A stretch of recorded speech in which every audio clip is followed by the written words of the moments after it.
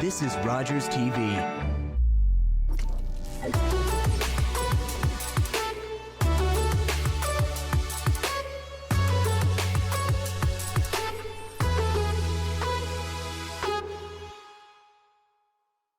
What's up, everybody? Welcome to Inside the Game, your one source for everything cool in video games. You want to be a part of the show? Then head to InsideTheGame.ca, where there you can submit your clip and end off our show. Did you know we're streaming it every day live over on Twitch, 10 a.m. Eastern, Monday to Friday, twitch.tv/theofficialitg. Now this week is another jam-packed episode, everything from horror games to being a pirate. All that and a whole lot more in today's show, so let's get started with the Inside Scoop.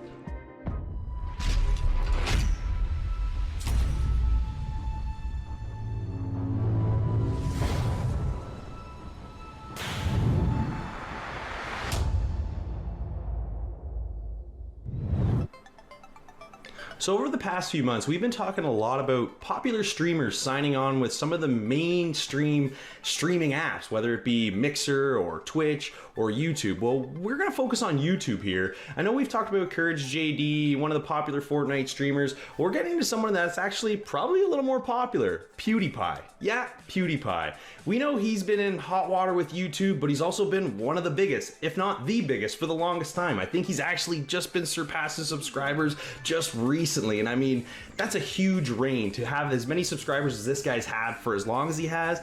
But controversy has followed this guy throughout his entire career on YouTube. He's been known to say some things that are definitely not great, and he's had to apologize for them on many accounts. And it just seems like over the last few years, maybe things have calmed down for him a little bit because YouTube's looking to give him a second chance. They're actually going to sign him to an exclusive streaming deal. PewDiePie has said that he's going to focus on streaming more in 2020, and he wants it to be more of a focus, as we all know that his videos really took over more than his streaming did as far as what brought people to his viewership and his subscription base. So for us, it's a big deal, right? He's a huge streamer and YouTube's taking chances, but it is a little controversial because some people don't necessarily agree with the things he says, and they may look at it like YouTube just wants to make their money here no matter what. But at the same time, who knows? It's tough, right? It's one of those situations that, there's a lot of debate here, but honestly for PewDiePie, this is a great second chance for him, and hopefully he can really nail it.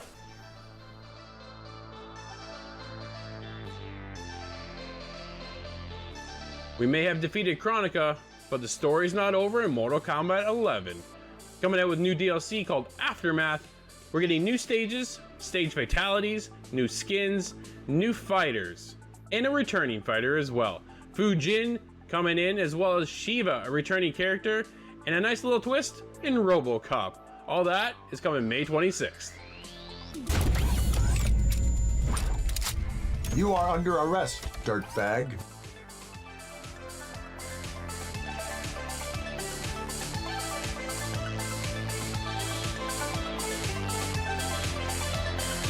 EA has come out and detailed that they are going to release 14 new titles to consoles this year. They want to make sure that you know that Medal of Honor VR is coming, among a bunch of other standouts like the Command & Conquer remake.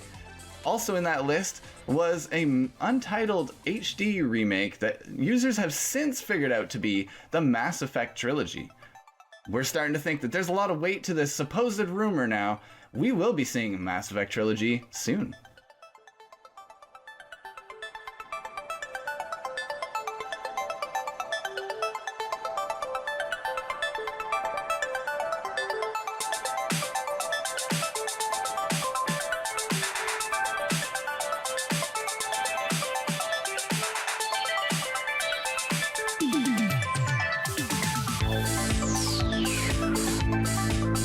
So last year, the guys and I got to check out Star Wars Jedi Fallen Order, and EA's come out this past week over the huge success that game had last year upon release and how much fun it actually was to jump back into such a great Star Wars game.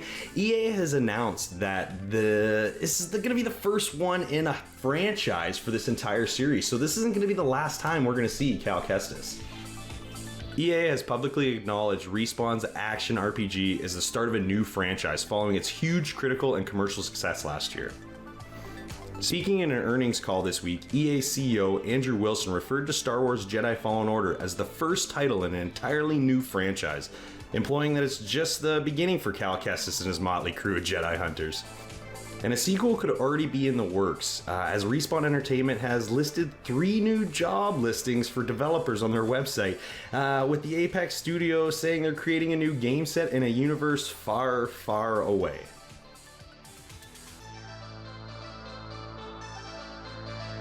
Well, if you're looking to play some sports, right now we're just not able to. But if you're a gamer, that changes things. And if you're a golfer, well, we've got something exciting for you. There is PGA Tour 2K21 on the rise, a brand new golf game that looks awesome. We've only seen a bit of a small teaser, but we're going to find out more on May 14th.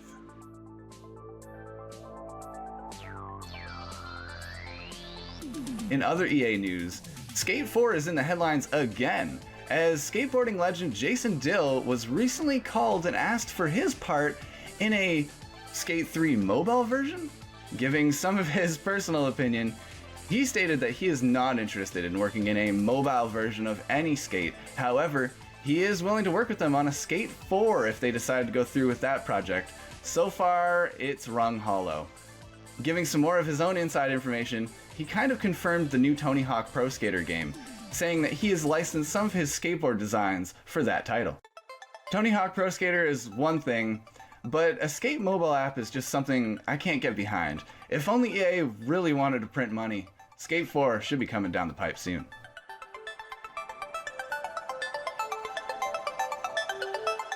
Alright, Xbox Game Pass fans, April's coming on, but guess what? May's here, and you know what that brings? All new games to Game Pass.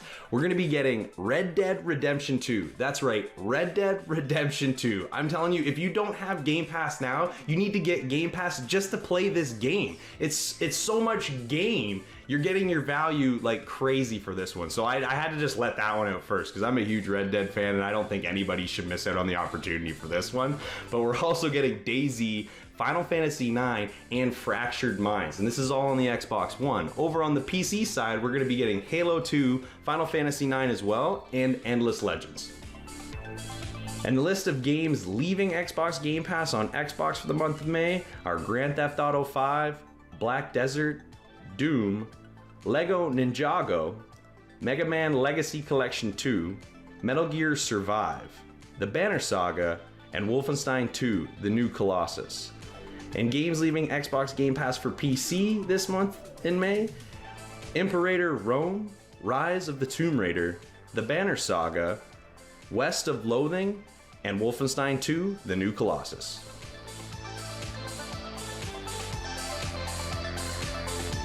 Well, if you missed the Inside Xbox update for 2020, don't worry, we've got you covered.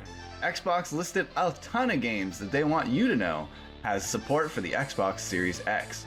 A ton of titles were announced, some world premieres, but let's get into it. There was Bright Memory Infinite, a single developer worked on this game, Call of the Sea, Chorus, a space combat game, Dirt 5, an anime action game, Scarlet Nexus,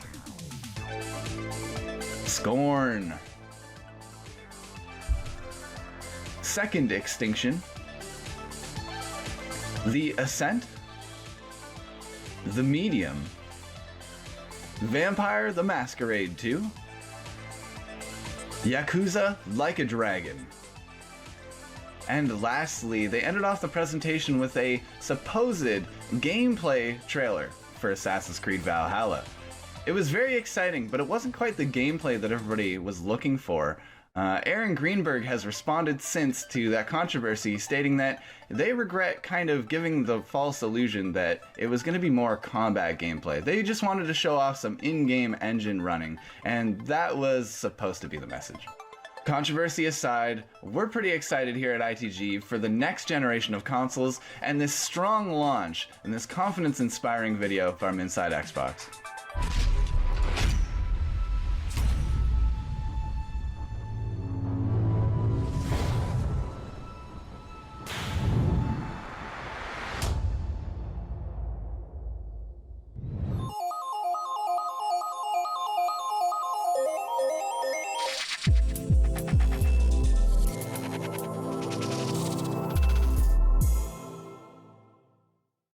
right, Scott, are you ready to survive the end zone? I'm ready. But we have prepared ourselves for our chance to make things right.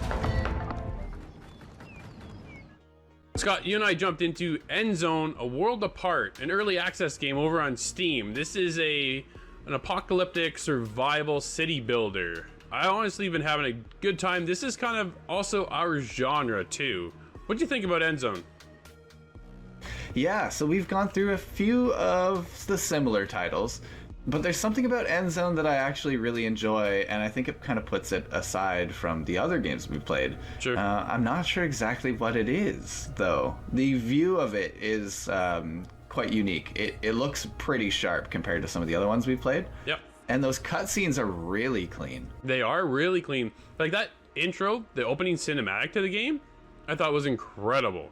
Dude, that kind of set the bar and the tone of the game moving forward. Oh, yeah. And the fact that it's only early access, too.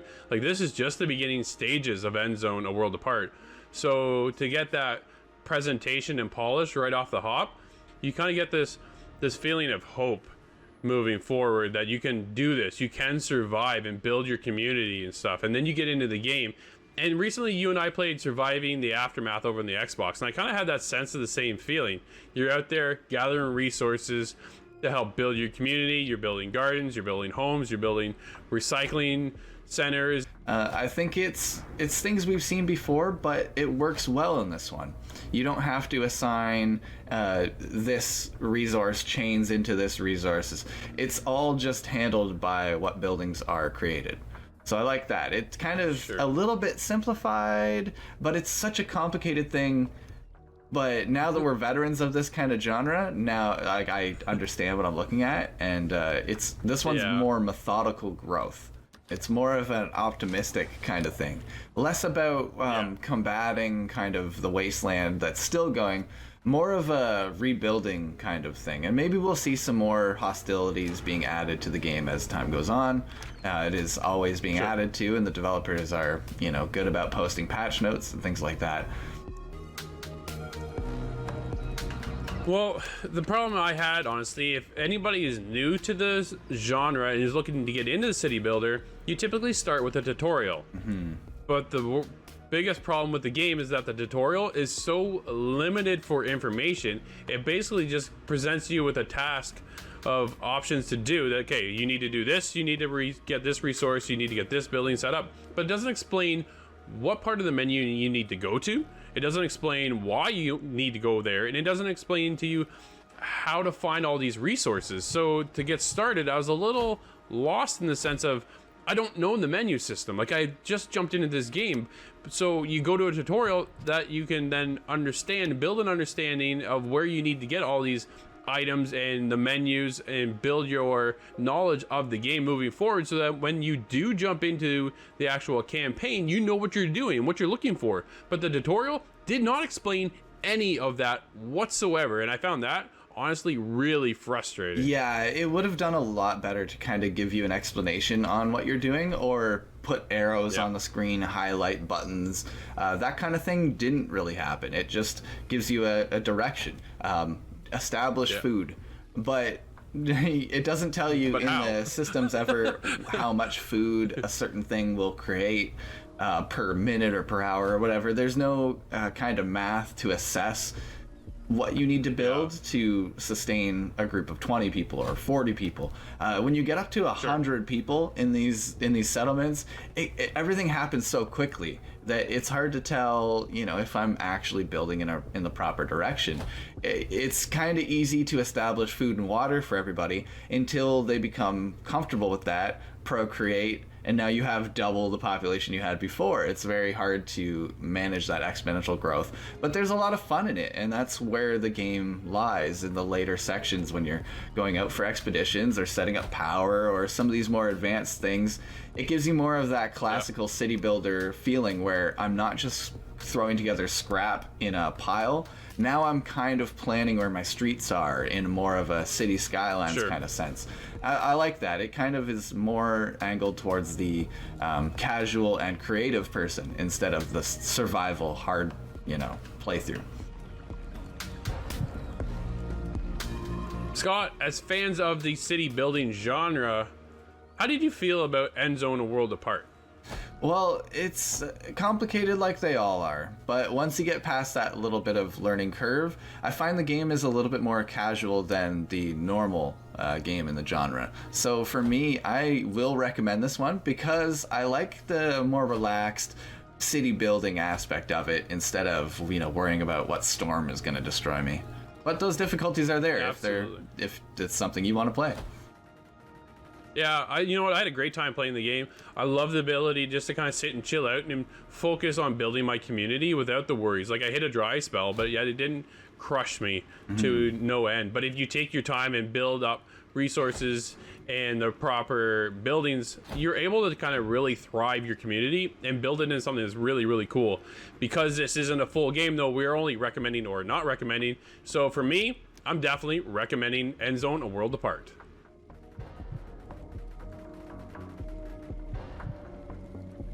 End Zone: A World Apart is a fun and rewarding city builder, easy to sink a lot of hours into.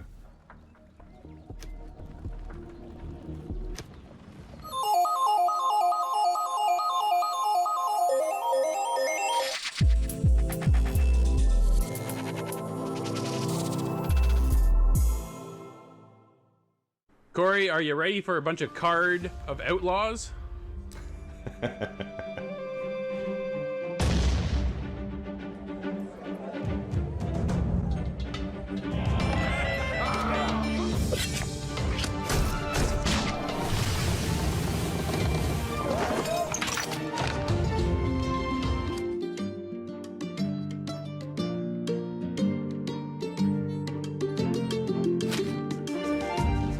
Corey, you and I checked out Pirate Outlaws, a card-based pirate adventure game. What did you think of this one?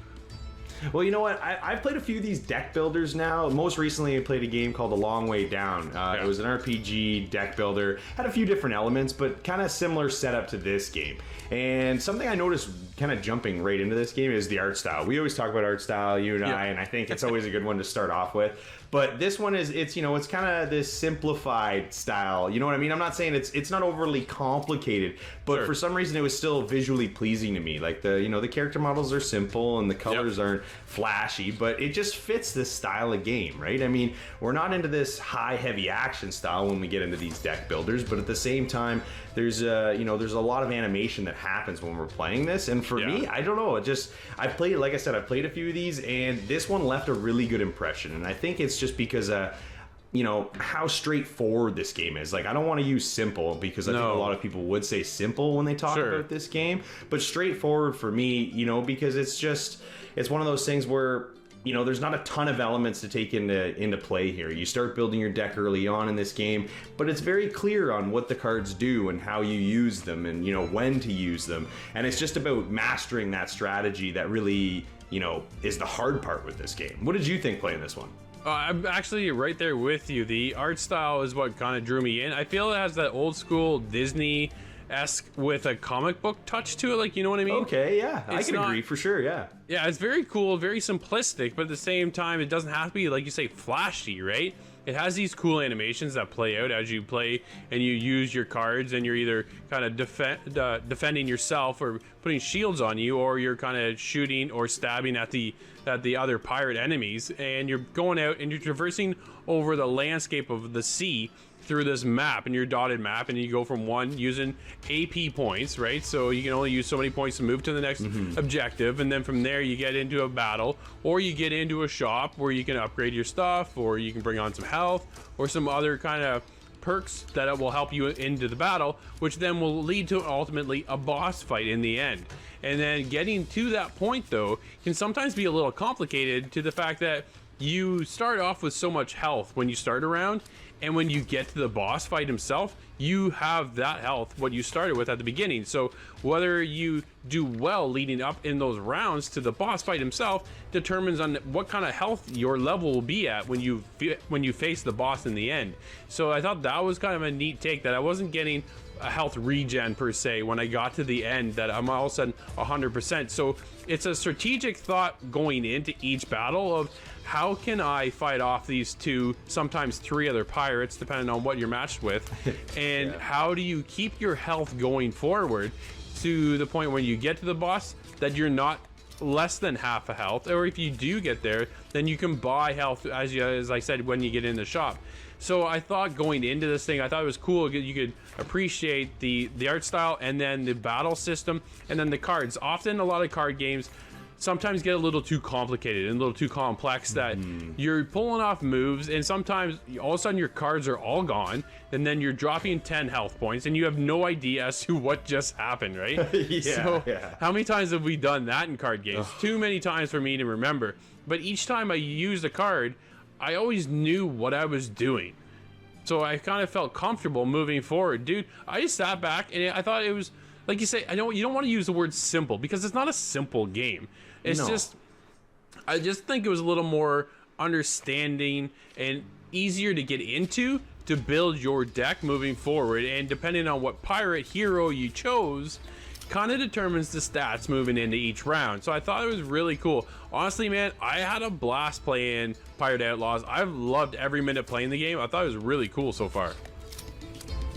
Yeah, you know what? It was a blast, Drew. Getting into this game, deck builders can always be tough, especially if you're new to this genre and you've never played before. Like you said, there's lots of things when it comes to the cards. If you're not reading them all, or some of these games have so much information on the cards that even if you read it, you can't remember it all. This game's very simple. You have ammo, you have melee maneuvers, or you have magic, and you have, buffs and debuffs.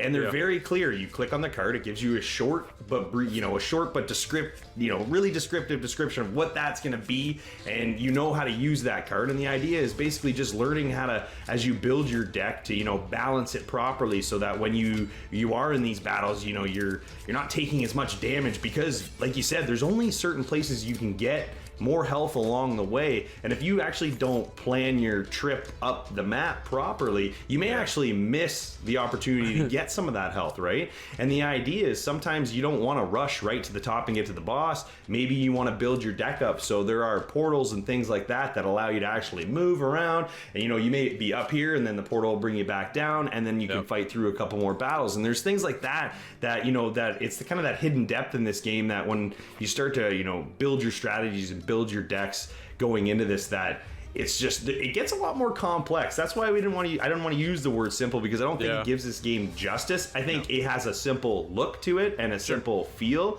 but it is so far from simple, because this game has so much replayability, just because there's it's unlimited how you can build your decks. You can do it so many different ways, and like you said, there's a ton of different characters that you can choose from and unlock along the way, and that changes everything up as well too, right? So you could have certain characters and have certain decks just for those characters, depending on how you want to play through.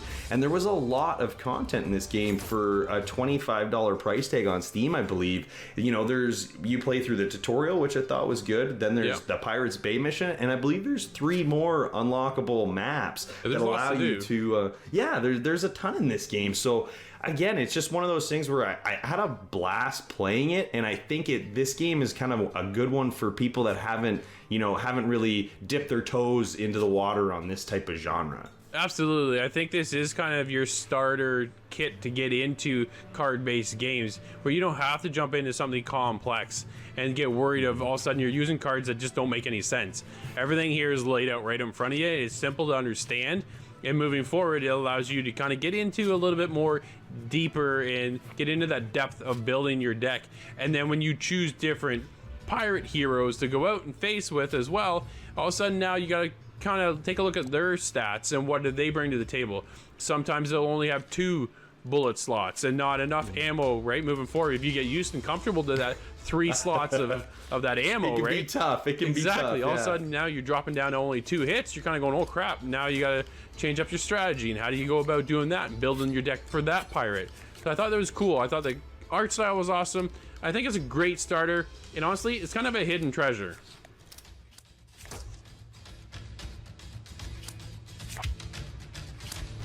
Corey, what are you going to score Pirate Outlaws? I think is a hidden treasure.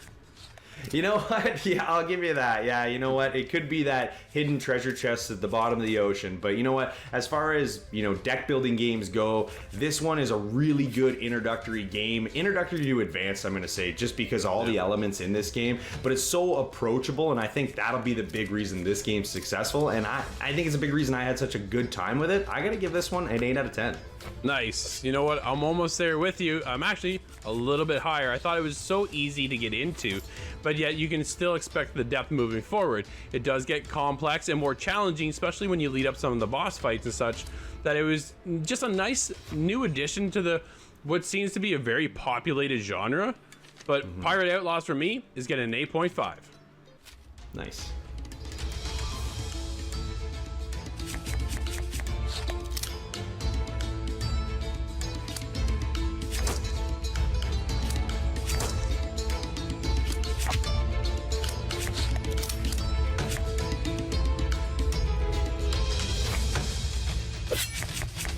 If you're looking to get into a roguelike deck builder, look no further than this one. With easy to navigate mechanics and really fun casual gameplay, you're going to find yourself swashbuckling in no time.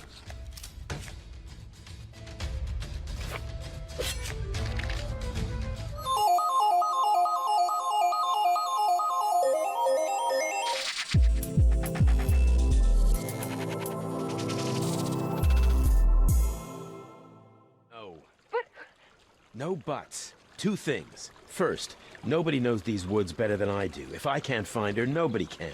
And second, it's what I do. This one's a little bit more action-packed and on the horror side. This is Someday You'll Return. You're in this park looking for your daughter, and that's the majority of the plot here. You are trying to follow her last footsteps, some little hints scattered here and there, and a lot of your old memories from this camp and the mountainside that you visited as a child.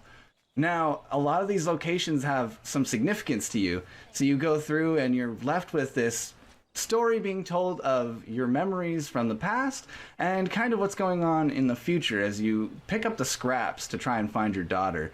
It's a really cool story, and they definitely took into account the pacing of how they tell it.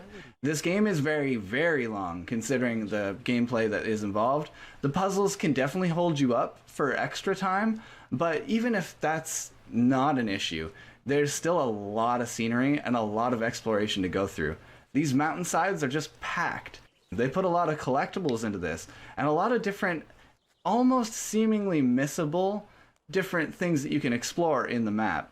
Now, we've reviewed quite a lot of these walking sim horror slash games before. I want to highlight that this one is definitely a little heavier with the horror, and I'm a huge fan of that myself. I really enjoy those gameplay moments, and it breaks up the pace of the walking. There's a lot of sections that are just packed with enemies, this crazy black goo substance, and a lot of puzzles to kind of get you around those hazards. The exit from the camp is behind the black, whatever this is. I don't want to risk even touching that stuff. Now, the puzzles are the roadblock that prevents you from progressing through the story, but there's a few roadblocks that kind of prevent you from progressing through the puzzles. There's a couple systems that you have at your disposal to navigate the world and to, maybe unlock certain abilities or to give yourself enhancements to get through different places. One example of this is the alchemy. They have this whole alchemy system that involves you collecting herbs from the ground, cutting them up and harvesting their individual parts, and then taking the petals or the leaves or the roots and crushing them up and adding them to a potion. It's a really cool system. I think it works really well for a lot of things. It only really falters in the description of some of the potions. Some of the potions, it just tells you in a loose wording how to add things in which order, or, use these crushed petals versus crushed leaves. It just says mix them together. Examples of that where it's not 100% clear how to do the potion, but it's one of those things where when you figure it out, you kind of go, oh, okay. And it makes a lot more sense from then on. I'm now in the game where I've found this diary. There's all these mysteries involved in the diary. It gives you the sense that there's a lot of outer world things that you can do alongside the plot. taking the right potion, I can hear the thoughts of the writer of the notes that I'm finding. So there's different things that maybe give you more information if you're paying attention, and I like that looseness. Even if it's totally linear, I feel like I have the freedom to kind of play it in a different way. Aside from the alchemy system, you have an inventory, and it's pretty expansive. You get a tool set early on, and it allows you to manipulate some of the items in the world that you find, whether it be unscrewing something or using a hammer to break something open. You have that tool set available, and when you find the different items that are combinable, it'll allow you to interact with them in the menus. And I think that works really well. The closest parallel I can think of to that is Amnesia. That game has a great inventory system. I feel like they took this inventory and kind of stepped it up for this game. It's a little bit more intuitive than I remember Amnesia being, and just having the tool set on screen or letting it black out when it's not available is very helpful. And it allows you to interact with the world, to produce a ladder to cross a crevasse, or just to craft a certain item to read it, let's say. They're very creative with the ways you solve the puzzles and the different items that you find along the way. There's a lot of riddles in this game, and I like that. I like the language-based, I like the math-based riddles. There's some that make no sense almost. It's alien symbols, but when you get it, you're like, oh, okay, I finally feel like I've accomplished something. The game is also really long, so you get a lot of these accomplishments. You get a lot of these tutorial windows popping up when you thought you'd be past that. It's really interesting how they keep you going in this long game without getting bored of it in any way by introducing new systems as you go. It changes the pace of a lot of the sections, and it really spices up what could have been a stale experience. No way. Stella, I'm coming. Production-wise, this game is pretty tight. I've experienced some very minor bugs relating to when you creep into an area and you get visibly bothered. There's a sickness that creeps over you or something, or you collapse on the hands and knees. I've had stutter and frame rate issues around those animations, but that is really it as far as bugs. Production-wise, seems to be very well produced. The visuals are nice and sharp. The graphics are better than they would ever need to be. It's a beautiful scenery, beautiful vistas that you're exposed to. So the graphics really do help in those scenarios. But there's a big focus on audio. The audio here is also really tight. There's a lot of little whispers when you're in certain areas that allude to those kind of extra things you can do in the game. But there's also a lot of horror elements. They do a good job of kind of startling you when you need it and kind of leaning off when you don't need it. There's a lot of sound cues in some of the more action-packed sequences where you need to run away from something, and they're bone-chilling. I really like that attention to detail when it comes to the horror elements, because that's not 100% of this game, but it really does hammer in those moments. It's a lot about the ambience and the creeping out factor. So when you hit a paced section that's much faster, you're ready to go. It's a feeling that you've been kind of trying to let out the entire experience. I made it. Well, I don't want to talk about this game too much further because I don't want to give anything away. There's a lot to it, and I want you to explore it for yourself and kind of see where you line up in this game, because it is a mix of genres, and I think they did a really good job of making something that kind of goes beyond the basic walking sim horror experience. This one was a really big standout for me, and if I'm going to put a score on this one, it's going to have to be an 8.5 out of 10. This really excelled in a lot of categories, and I'm hooked coming back for more to figure out what is going on this mountainside. I'm in. It's definitely connected to the black traps below. Maybe if I destroyed it. Great combination of genre-defining action and storytelling, a must-try for fans of a horror mystery experience. What was that? Gotta hide.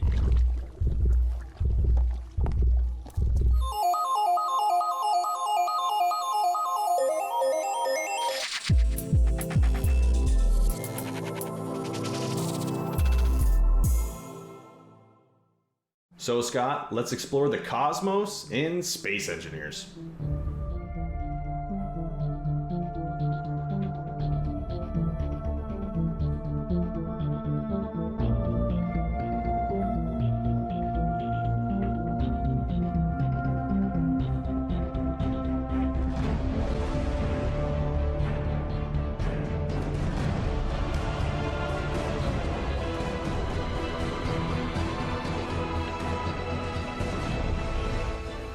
So, Scott, this week we got to check out Space Engineers, a game that was originally out on PC quite a while ago and mentioned to come to console in 2014, and it's finally here. So, what did you think jumping into this one? Well, I was actually unaware of Space Engineers before this, so it was a pretty big surprise to me to jump into this game in this world and see all the tools and items available to you to build whatever you want, basically. It was quite a surprise to get into a fully made custom kind of campaign and then go through one of those scenarios and play around with it. It was pretty cool. It gives you the potential, or a view of the potential that this kind of a game has, but it's a little clunky. What did you think of that? Okay, well, like you jumping into this, I've never heard of Space Engineers before, mainly because I'm not a huge PC gamer, so it wasn't really on my radar. So when we got to check it out, I was like, oh, this is pretty interesting. It's not necessarily my style of game, and actually I think early on you mentioned it's like kind of like a Minecraft-esque in its simulation of building and crafting, and there's a lot of those aspects in this game, and it's very involved. There's lots of menus, there's lots of reading, there's lots of understanding. Yes. And for me, that's really where it kind of fell apart a little bit, is where I didn't feel like I had a whole ton of direction. Yes, when you first get in, there's this campaign that you do jump into that has, up in the top left corner, you have some objectives to complete, and it tells you, the basic controls, and you kind of learn how to maneuver around, because even just moving in this game I found to be a little difficult, especially because it's not necessarily as linear as some would think, right? Like the controlling of it is I found the sensitivity was high, but also because we're in zero gravity, so that has a lot to do with this simulation. And for me, it did feel kind of clunky. Like you said, I'm playing on the original Xbox, so that probably has something to do with it. I imagine the Xbox One X probably is optimized for this game and maybe plays it a little smoother, but I had some issues when you start to get into some of the functions in the game, and then moving around while some of that stuff was happening, I was getting a lot of frame drop, so it was kind of a hindrance in moving forward in this one. And there was some other kind of glitchy gameplay bugs, like my blowtorch wasn't working properly when I needed to repair this door very early on in the game, so I thought maybe I was doing something wrong. You know what I'm talking about. It was very early on. Yeah, and I couldn't get the blowtorch to fix the door, and I tried everything. I went into the menus, and what I actually found was that when I restarted and went back into the level, I was able just to go and approach the door, use the blowtorch like normal, and then it worked fine. So I was like, man, this stuff shouldn't be happening, but I do understand when you bring a game from PC to Xbox that's this involved, there's gonna be some growing pains. Yeah, there's definitely a lot of interaction going on, and a lot that the computer has to handle on the back end. I have the S model of Xbox, and I was still getting a lot of frame rate chugging when a lot of my pieces were being destroyed. I don't know if I clipped it properly, but I did fly a spaceship right into the surface of a moon. That was spectacular, but it did slow my console down quite a lot, and didn't survive the encounter. So there's a lot of fun to be had when you're maneuvering these ships that are already pre-built, or constructing your own thing.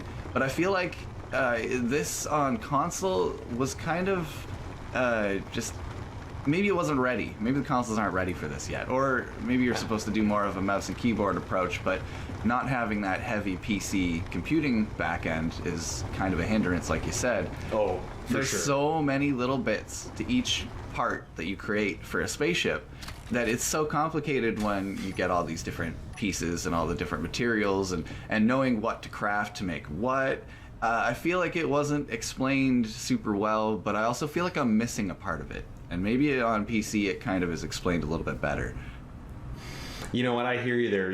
There isn't a ton of direction, especially when it gets in, because everything in this game is really involved. There's a lot of detail in this when it comes to building your ships or building outposts on planets, and doing any sort of crafting in this game. It's it's very detailed, so you can customize every little thing about it, and that's awesome. Like, that's the kind of freedom I think that every gamer wants in a game, but it almost feels like almost too much power to have with the controller. You know what I mean? mean? Like you said, it's that mouse and keyboard feel where if I had that even hooked up to the Xbox, I think my experience with this game would have been significantly better, because I did find that, with the controller, it's just the interface of the game isn't made for a controller. Like it isn't as intuitive. Yeah, there's just too much to select, and getting around the menus, even just with the D-pad, I found was difficult because it was jumping all over the page. And right bumper, left bumper, you hold that, and it gives you a different options for each of the D-pads. Like, yeah, it was a little bit overcomplicated to stuff into a controller. When you're moving the character around, you get this really fast rush of speed, but again, the camera's really far out, and I can't figure out how to manipulate that. And sometimes when you're in third person, but you get all the way up to like a rock or something, it snaps to first person. So there's some things that are just, I feel like I'm just interacting with this game improperly. There's a huge amount of stuff you can build and create if you're of that mindset. It's endless. It's actually, you can program doors, you can program circuits to do different things even. You can, I'm sure there's somebody out there who has made like a PLC program with the devices.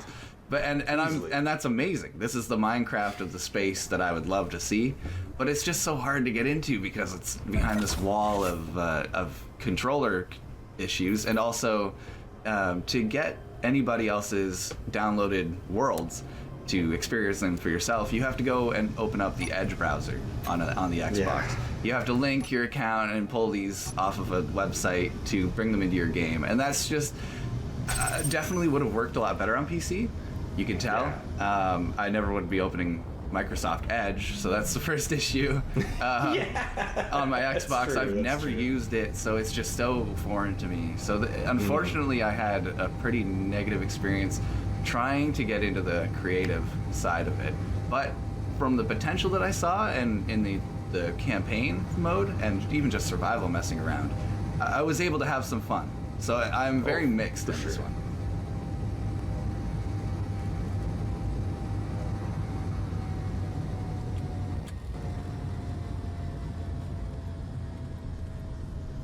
Well, you know what? I think we could probably go back and forth, because I think we both see the potential with this game, but we've experienced all the shortcomings, at least thus far, with what the game's experiencing since coming to Xbox from PC. So if you'd have to throw a score on this, Scott, what do you think you're going to give your experience playing Space Engineers? Well, I have to put a little asterisk. This is Space Engineers on the Xbox for me that I'm scoring here, not the PC version. I have yet to get into that, and I would still be, very curious to. But on the Xbox side, I have to give this one a 5 out of 10. There's just too much that's missing that I believe is the main package. You know what? I'm right there with you. I was feeling the same thing, right? I was kind of excited jumping into this once I realized what the game was all about, and how heavy it was into the simulation and the crafting. But once I start navigating through the game, I start realizing that using a controller was just not the way to play this. And until they can, optimize controller usage in this game, I think it's going to struggle for especially newer gamers, not necessarily, people that have played it on PC before. So I've got to give it a 5 as well.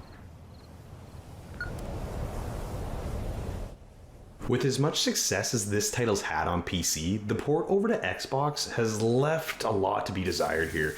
The game mechanics seem glitchy at times, and there's just currently a lot of little bugs in this game that make extended play very difficult. But if you can make it through some of these bugs and glitches, there's definitely an extensive building survival sim here.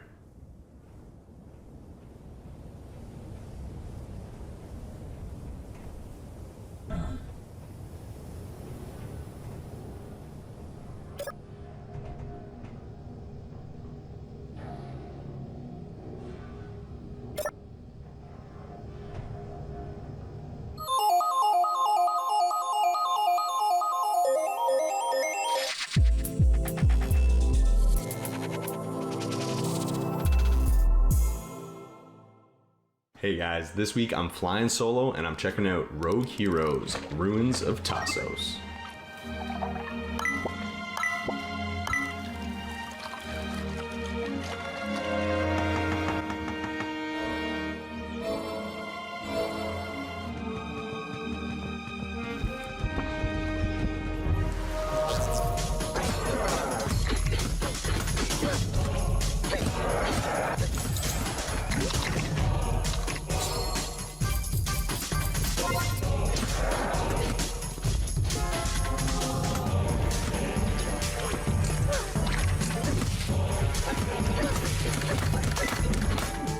So this week I got an early look at Rogue Heroes Ruins of Tassos. And let me tell you, right off the bat, I'm just going to say Link to the Past, because that's what this reminds me of. This is definitely a top-down hack and slash Zelda-esque game. And that's not a bad thing by any means. I was a huge fan of those games back when I was younger. I still play them now. So it's just one of those things where when you get into a game like this and it's so familiar, even just by the looks, you kind of get excited, especially if you were a fan in the past. So jumping right into this, there's kind of a simple tutorial that just kind of gets you used to the controls if you're playing on a keyboard and mouse. And actually, you can play on a controller of this as well, which I think is an awesome function. And both work very well. I've tried both out, and I'm just trying to play on a keyboard and mouse through this one because I've said it many times, I am not very good in keyboard and mouse. So games like this that maybe don't have as many controls will maybe help me out and get a little better at that. But overall, when you first get into this game, there's a little bit of lore that you read through, as a lot of these types of games have a lot of dialogue that you play through, but it really builds the story and kind of sets the tone for this one when you first get in, you know, kind of understanding who you are and why you're there and exactly what you're trying to accomplish. And you're trying to basically bring order back to the land of Tassos by kind of fighting off this evil force that is now taken over. But the nice thing is you don't have to do this alone if you don't want to. This game is completely play through solo if you'd like, but you can also play up to 4 players of online multiplayer, which I think is awesome, having this kind of co-op-esque feel in a game like this that, you know, you didn't have when you played Zelda, and now you have this. And for me, I just thought that was kind of a cool added bonus to be able to have a game like this and also be able to play with your friends along the way, because there are multiple classes in this game. You start off as kind of your average kind of base warrior that has a certain ability, like a charge ability, and every other class that you unlock, there's a few that you get right off the bat, and there's a few that you unlock as the game progresses. But for me, I kind of just stayed with the regular one just to get a feel for the game, but it allows you to really customize your playthrough, whether you want to be a mage or a tank. There's options for everybody here, and they all have their own kind of special ability, which I thought was really, really cool.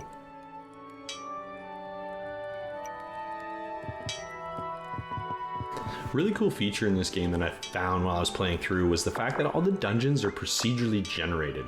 So no matter if I'm going into the same dungeon every time, it's going to be a different experience. Whether the room layouts are different, the traps are different, I'm seeing different enemies at different parts, it's always a little bit different, and that makes the replayability of this game really high.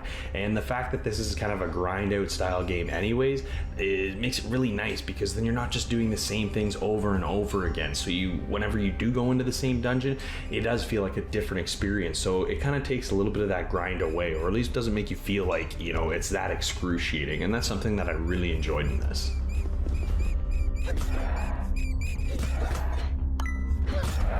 Outside of the dungeons, there's a massive overworld here. There's a ton of secrets and things to unlock along the way.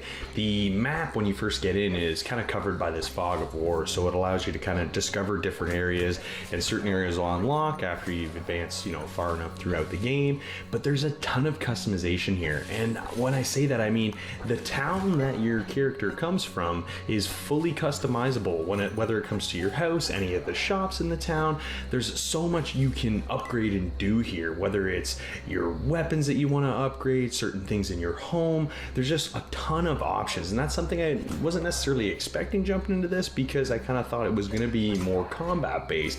But really, there's something here for everybody. If you don't love the combat style, you don't have to necessarily always be grinding that out. You can be fishing. There's lots of different things you could do here, and that is what kind of makes this game unique. It kind of lets it stand out from, you know, playing those older Zelda style games. This is kind of bringing it into, you know, the new age. And for me, that's the kind of updates I like to see, especially, you know, when they take a skin from an old classic like Link to the Past. I want to quickly touch on the co-op for this game, because I thought it was really cool the way they've set this up. It's not a kind of, you know, main player sidekick type setup. The nice thing is any player that you add into your game, up to 4 players, gets to create their own character and level that character up just like you're leveling your character up throughout the game. And the better part is if they want to leave and go play solo, they can take that character and continue their progress in the solo game.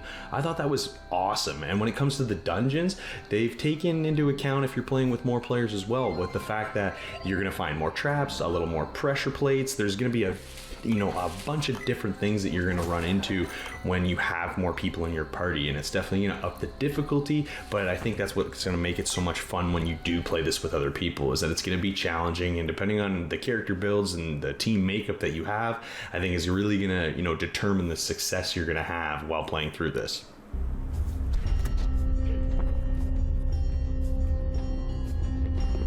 Alright guys, that's first look at Rogue Heroes Ruins of Tassos. I mean, I had a great time playing this game. It brought me back to the old Legends of Zelda days, Link to the Past. I mean, that's my style of game. I just had a blast playing this one. I like the updated mechanics when it comes to some of the RPG elements, when you can upgrade pretty well everything in this game, so you can really fit your play style. The co-op is a huge bonus. Honestly, when this game comes out this summer for full release on Steam, I'm gonna have a hard time not recommending it. So make sure you check this one out.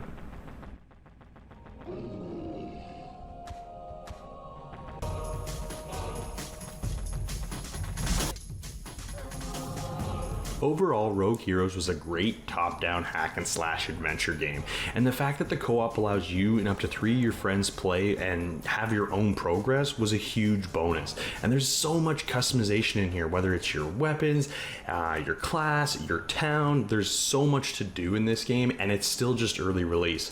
You know what? I gotta recommend this one.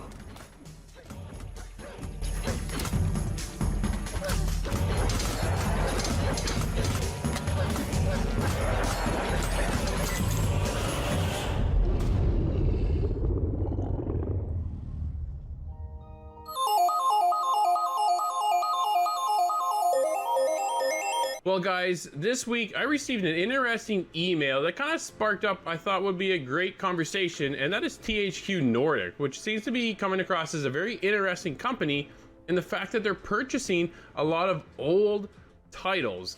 And our biggest question is, what are they doing with these titles? So when the email came in, I saw a familiar title that I haven't seen in a very, very long time, and I'm talking about a game called Second Sight. Now, this released in 1997, and to be honest, not too many people I actually speak to in my own community, and such as ours, that no one really talks about this game. And my cousin mentioned it to me a long time ago. He goes, "Hey, have you heard of this game? I played this thing. This one was cool." And I'm like, "Dude, you're the only other person I know of who's actually played this game." And I absolutely loved it. But they've gone on a binge of buying up old titles, and they kind of seem to be sitting on them, and we're kind of questioning, what are they doing with these titles? And things like Second Sight and Time Splitters and Kingdoms of Amalur Reckoning. Guys, what are they doing?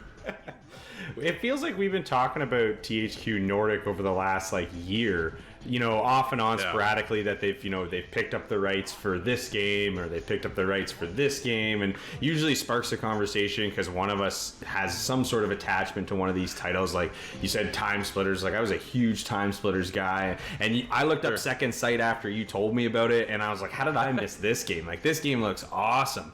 So I don't know, it's weird because they are buying up a lot of titles, but they're just sitting on them. So is it just a matter of quantity, and they just want to have the rights in case somebody wants to make that game again? I don't know. What do you think, Scott? It's weird. It is definitely weird, and it kind of seems maybe like some corporate posturing. I hope that we see something come of all these titles, but it very well might be a move to just acquire things that might compete or come back and would just, wipe the board off whatever they have currently in production.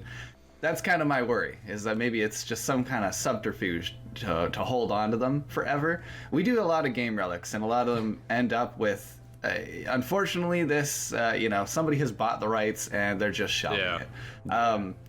It seems odd because we have actually covered some of these. Alone in the Dark, Time Splitters, I think, was definitely one of them.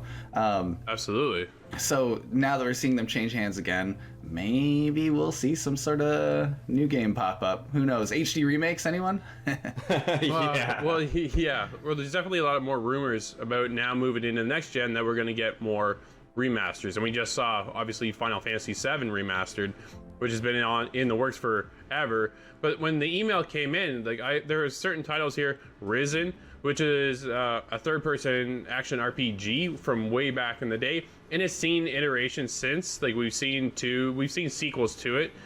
Sacred, which we've seen sequels to, is this Diablo-esque kind of RPG game from way back on like PC days. So like to see these games pop up, I just kind of perked an interest. I'm like, man, what are you doing with them? Again, Second Sight is a science fiction action adventure stealth video game featuring protagonists with memory of their past and psychic abilities, kind of like Psyos back in the day. But this was a PlayStation 2 Xbox OG title. Yeah. Like, man, these aren't games from like yesterday, they're from like yesteryears. Like these are going way back. And I'm curious as to why even bother purchasing these titles if you're not going to do anything with them. Like obviously you're paying for the license to own these games. You don't buy a property just to kind of sit on it. Yeah, that would be a very negative thing to do with all these different properties. There's so many of them, and I'm looking at the list, and there is even some from last year and the year prior. Even Remnant from the Ashes stands out. That's a more recent game, so they're definitely making a move. This is some kind of power move, and I think we'll see it kind of work itself out in a couple of years' time. You know, maybe some of these will start popping up again. For certain ones, there's things like Time Splitters. You know, they could just make something in the universe of. It doesn't have to be a direct sequel, and I think that would be a better move marketing-wise.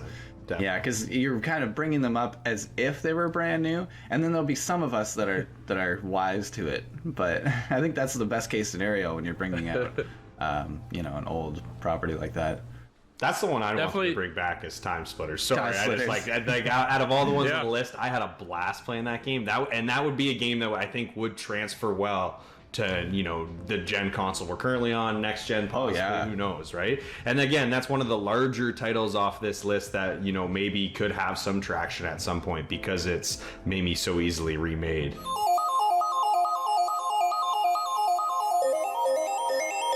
Well, that'll wrap up this week's show. Now, each and every week, you guys hit us up at InsideTheGame.ca where you submit your clip and end off our show. This week, we actually have Corey and his crew kicking it in GTA Online. So thanks so much for sticking around, and we'll see you next week Inside the Game.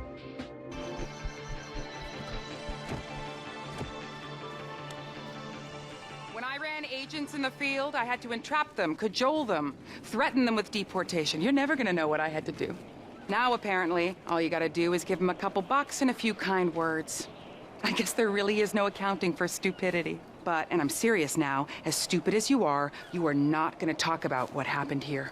Because your usefulness to us, well, it just ran out.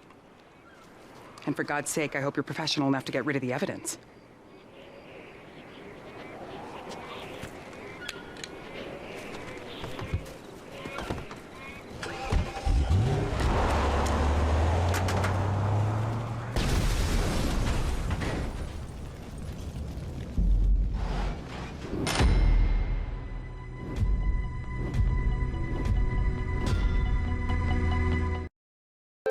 Call the Rogers TV viewer response line, email us, or connect with us on social media.